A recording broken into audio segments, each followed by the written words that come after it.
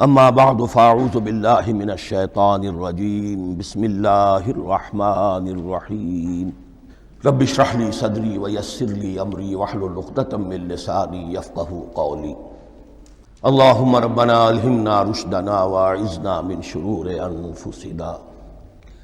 اللہم ارنا الحق حقا وارزقنا اتباعہ وارنا الباطل باطلا وارزقنا اجتنابہ۔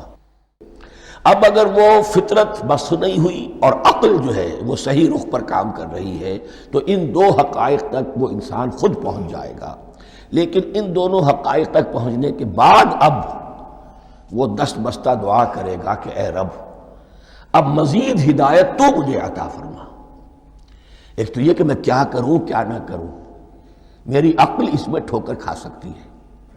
میں کسی اچھی چیز کو بری سمجھ سکتا ہوں، کسی بری کو اچھی سمجھ سکتا ہوں، تو مجھے صحیح راستہ، صحیح راہ ہدایت پر چلا۔ یہ دعا ہے جو انسان کرتا ہے جبکہ وہ ایمان باللہ اور ایمان بالآخرہ تک خود پہنچ چکا ہوتا ہے اور یہ سمجھتا ہے کہ صحیح زندگی کا رخ یہی ہے کہ جس رب کو میں نے پہچانا ہے کہ وہ اس کائنات کا خالق ہے اور مالک ہے اور رب ہے، میں اس کی بندگی کروں، اس کی اطاعت کروں، اس کا حکم مانوں، اس کے راستے پر چلوں۔ لیکن وہ راستہ کون سا ہے؟ اس کے لیے پھر دست بدعا ہوتا ہے کہ پروردگار تو میری رہنمائی فرما۔ یہ مقام ہے کہ جہاں آپ سمجھ لیجئے اپنے آپ کو بھی آج اس جگہ پر تصور کرتے ہوئے پھر اس سورہ مبارکہ کو پڑھیے کہ آپ اس مقام پر اللہ کے فضل و کرم سے پہنچ چکے ہیں کہ اللہ کو آپ نے پہچان لیا اور اس کی توحید کو جان لیا،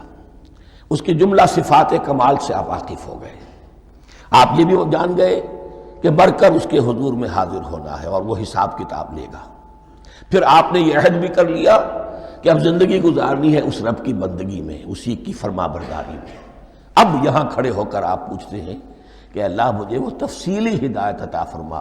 ایسا نہ ہو کہ کبھی میں کسی راستے پر چلتا ہوا کسی پگڈنڈی پر مڑ جاؤں اور وہ تھوڑی سی جو ڈیوییشن ہو میرے راستے کی وہ میری عاقبت کو برباد کر دے۔